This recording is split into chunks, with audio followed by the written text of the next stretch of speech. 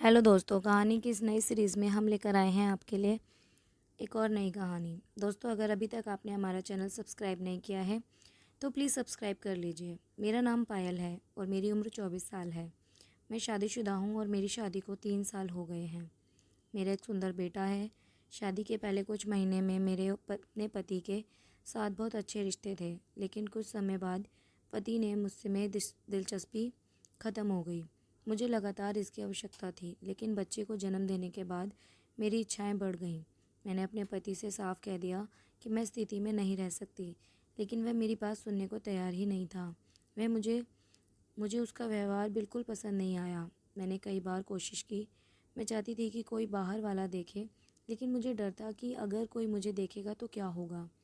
लेकिन अब मुझसे बर्दाश्त नहीं हो रहा था। मैंने तय कर लिया कि जो भी मुझसे मिलेगा उसका पूरा रस निचोड़ लूँगी। मेरे पति मेरी इच्छाओं को नज़रअंदाज कर रहे थे। कम उम्र में बच्चा होने के कारण मैं अपने पति से अलग नहीं रह सकती थी। हम अलग रहेंगे तो बाहरी लोग हमारा नाम खराब करेंगे। हम नहीं चाहते थे कि इसका असर हमारे बच्चों पर पड़े। मैं लगातार अपनी किस्मत को दोष दे रही थी। फिर ऐसे ही कुछ दिन बीत गए। मैं ऐसे ही वीडियो देख रही थी। फिर मैंने एक वीडियो देखा। वीडियो देवर और उसकी भाभी का था। वीडियो में दिख रहा था कि देवर अपने भाई की पत्नी के साथ ज़ोर ज़ोर से खेल रहा था। वो देखकर मेरी भावनाएं जागने लगीं। लोग इसे वीडियो पाकर तो मैं क्यों नहीं। मेरे पास ये प्रश्न था।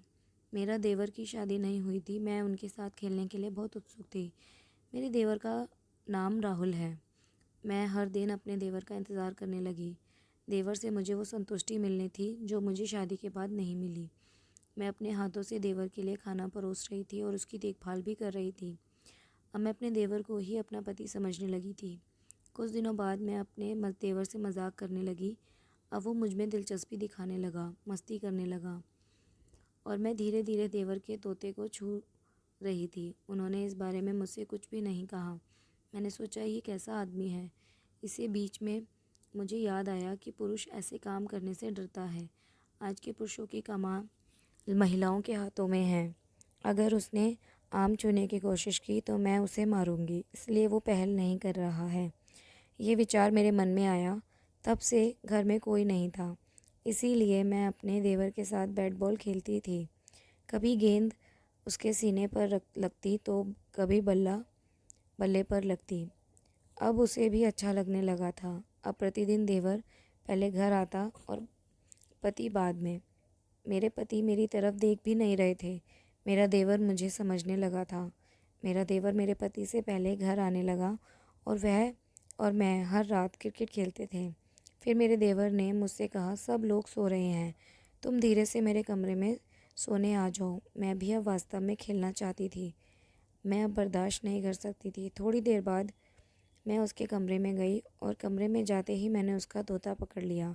तब देवर ने कहा, अगर वह उस पर बैठा तो तुम्हें नहीं छोड़ेगा, और अगर वह उठकर बैठता है तो उसे जल्दी नींद नहीं आती। मैंने भी उसे कहा, मेरी मैना तैयार है तुम्हारे तोते के साथ क्रिकेट खेलने के लिए।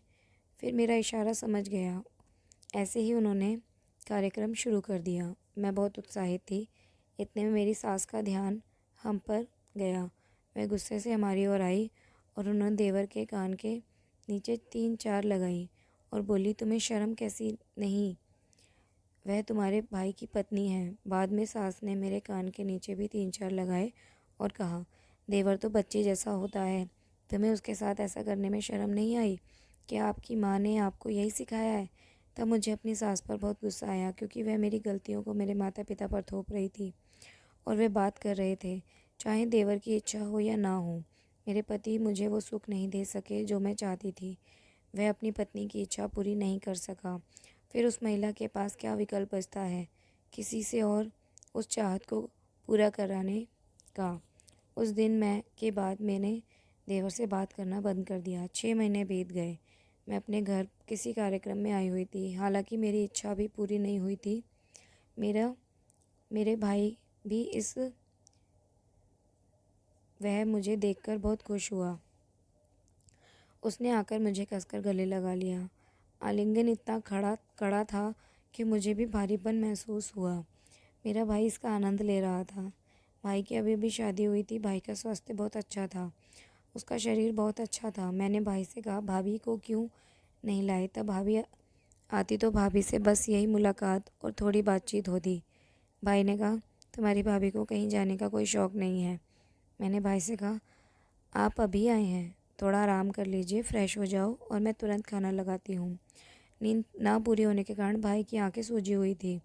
वह तरोताज़ा होकर खाने बैठ गया और उसने भरपेट खाना खाया। बाद में मैंने उसे छाछ दी, उसे वो बहुत पसंद आई। वह गर्मियों में आया था, इसलिए उसे ठंडी छाछ पीना अच्छा लग रहा था। खाना खाने के बाद भाई कमरे के अंदर बिस्तर पर सो गए। मैं भी उसके बगल में बैठ गई और उसके तोते को दूर से देखने लगी और वह बहुत छोटा लग रहा था। मैं मन ही मन बोली, इसका इतना छोटा तोता, तो वह अपनी बीवी को कैसे खुश कर रख सकता होगा। इतने में भाई बोले, पायल तुम क्या कर रही हो? मैं चौंक कर बोली, कुछ नहीं, तुम्हारी ज़िंदगी बहुत अच्छी चल रही होगी, यही सोच रही थी। तो भाई गुस्सा हो गए और बोले, तुम्हारी भाभी तो दिखने में ही खूबसूरत है, वो मेरा एक भी धक्का बर्दाश्त नहीं कर सकती। पहले तो मुझे बहुत मज़ा आया, लेकिन अब बहुत सूखा चल रहा है। वैसे भी मैं अब आराम करना चाहता हूँ, मैं बहुत थक गया हूँ। मैं एक झपकी लेता हूँ। मैं एक बार फिर तोते को घूर रही थी। मुझे लगा कि इसमें ही दम नहीं है और वह अपनी बीवी पर आरोप लगाता है। तो दोस्तों, ये कहानी आपको कैसी लगी और हमें कमेंट करके ज़रूर बताएं और हमारे इस चैनल को सब्सक्राइब ज़रूर करें और इस कहानी को अपने दोस्तों के साथ शेयर ज़रूर करें। धन्यवाद।